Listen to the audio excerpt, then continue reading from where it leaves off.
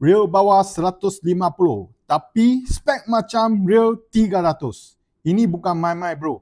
Ini Strike 2 Next Z. Gear ratio 72.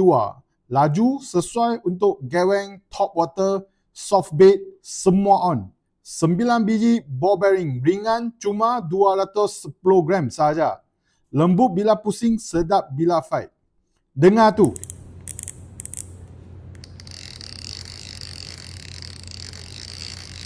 Ada drag kicker.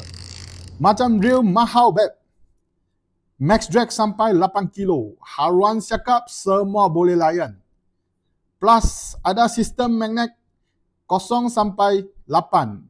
Nak baling jauh, senang kawal, backlash, susah bihun lah.